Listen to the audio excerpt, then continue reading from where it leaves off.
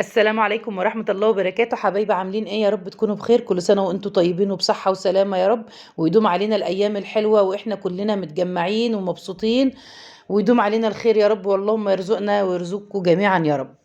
النهاردة هنعمل فطير مشلتت بمية ودقيق وملح فقط لا غير. حابة انت تضيفي له اي اضافات، زي ما بسمح كده بيحطوا له زيت، بيحطوا له بيكنج باودر، خميرة، اللي يريحك حطيه. لو انت مجربة وبتضيفي الحاجات دي ضيفي، بس هو اساس العجين الفطير المشلتت هو المية والملح والدقيق، بس فقط لا غير. بحط بقى المية زي ما انتوا شايفين كده على الدقيق تدريجي، مش كله مرة واحدة، علشان تتحكمي انت في المية في العجين بتاعك، عشان ما يكونش معاكي لين وتحبي تضيفي بقى دقيق مفيش دقيق. هتعملي ايه؟ لازم تضيفي المية تدريجيا كده عشان العجينة تكون معاكي متوازنة، وتتحكمي انت في المية مش تتحكمي في الدقيق. المية موجودة عندنا كتير لكن الدقيق لا. فعشان كده اتحكمي دايما في اي عجينة بتعجنيها، اتحكمي انت في المية. بعجن الفطيره معايا لغايه يعني ايه، ما تحسي ان مفيش عجين في ايديكي وخلاص بقت يعني مية مية مظبوطه كده، لا بتلزق ولا اي حاجه. طبعا كميه الدقيق انا هنا عجنه 2 كيلو دقيق. الكيلو الدقيق بيعمل معاكي فطيرتين. انا عامله كميه من الفطير، يعني حبيت بصراحه الاولاد عندي بقالنا كام سنه ما عملناش فطير مشلتت. حبيت اعمل فطير، وجيت اكلف، يعني جيت اكلف عليه لقيت تكلفته زي الفرخه، تمن فرخه بيضه، تمن فرخه الكيلو الفراخ ب 110. الكيلو القشطه ب 230 جنيه تمن الفرخه.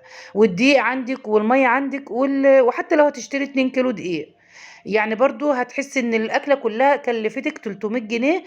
يعني برضو مش مكلف زي تمن فرخة. هستغنى عن فرخة واعمل الاكلة اللي انا بقالي كام سنة ما اكلتهاش. معايا بقى انا قرصت زي ما انتم شايفين الاربع فطاير وسبتهم لما يريحوا تماما. يعني سيبيهم قيمة نص ساعة لو انت مش مستعجلة.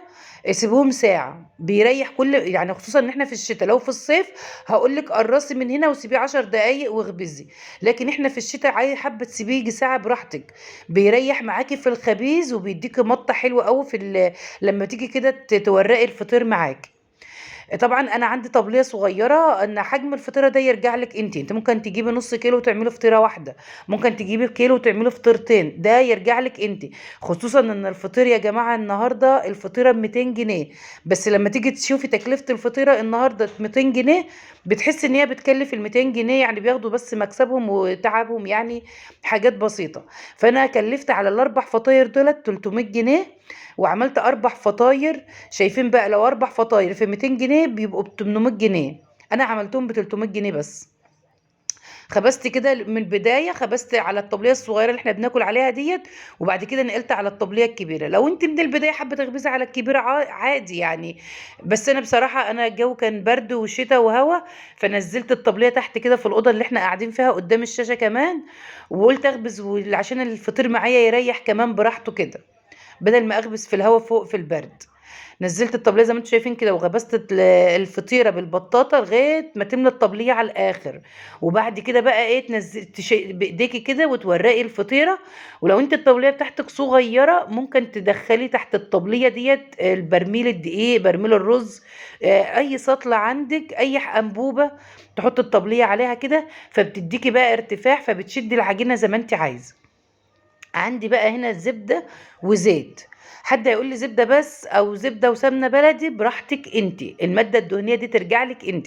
بس انا بفضل الزبدة والزيت في الفطير، علشان الزيت بيديله برضو توريقة وهشاشة حلوة كده، والزبدة كمان بتساعد في طياب العجين والمخبوزات معاكي، عشان خصوصا المية اللي بتبقى في الزبدة. هنا بقى ساعة ما كده حطيت نشرت الزبدة بتاعتي كده في كل مكان، ببدأ بقى أقلب كده طبقة من الفطيرة، واحط عليها برضو ايه المادة الدهنية بتاعتي. حابة تعمليها بقى فطيرة محشية، حابة تعملي لها فطيرة محشية باللحمة المفرومة، أو لو هي مسكرة حابة تحشيها لحمة زبيب وجوز الهند وسكر. مكسرات يعني. الحشوة دي ترجع لِك أنتِ، بس إحنا بصراحة ده الفطير المشلتت بيبقى بدون حشو، سادة كده ما فيهوش أي حاجة. أنا بقى هنا كده حطيت المادة الدهنية وتنيت الفطيرة كده زي ما أنتم شايفين. هاجيب حتة قشطة كده وأحطها بس كده تطعيمة في قلب الفطيرة مش أكتر يعني.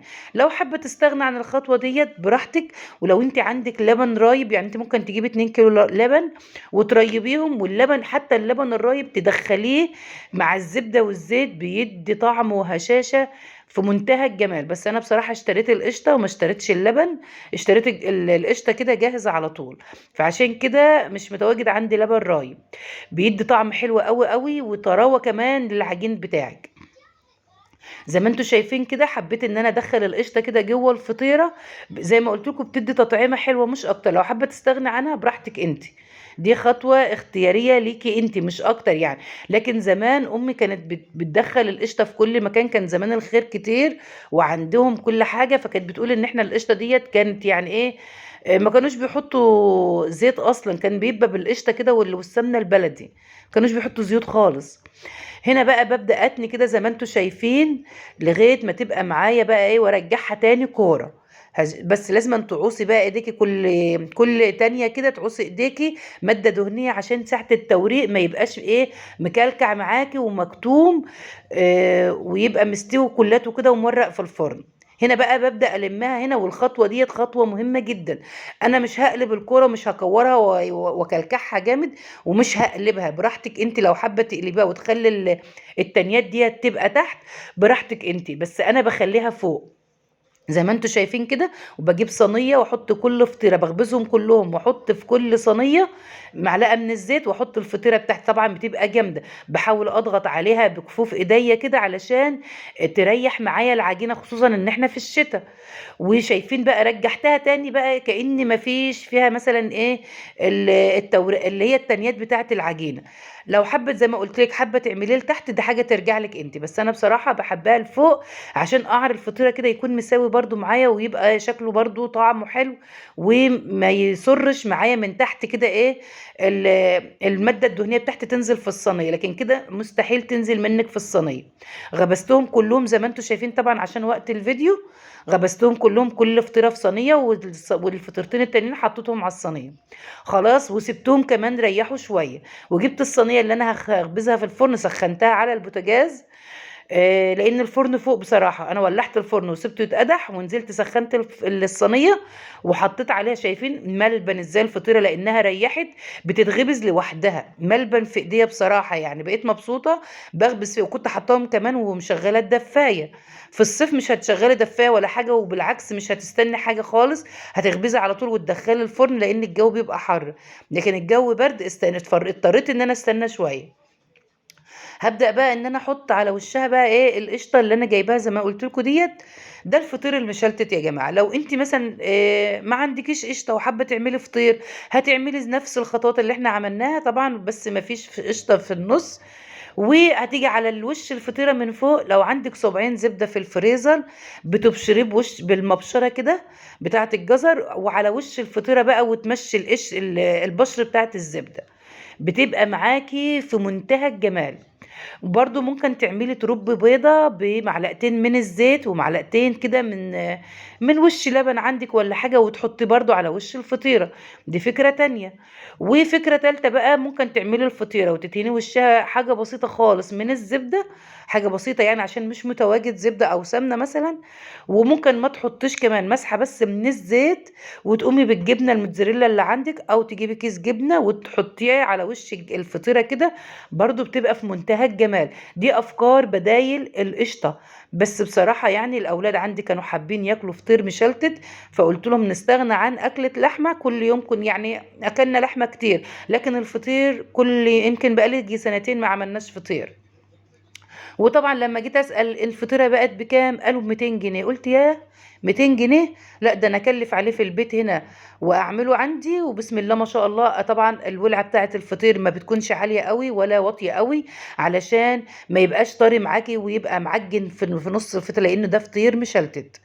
ده كان فيديو النهارده، يا رب كده تكونوا استفدتم واتبسطتم واتسليتم، وقدرت أفيدكم ولو بمعلومة صغيرة. بس حابة برضو نصيحة مني، يعني ايه الفطير لو هي طبعا احنا اكلنا فطيرة في اليوم، وتاني يوم بتسخنيه بقى في الفرن بقى بيزيد معاكي سوا، وبيزيد معاكي حلاوة بمعنى اصح، وبيكمل تسويته كمان لو مش مستوي.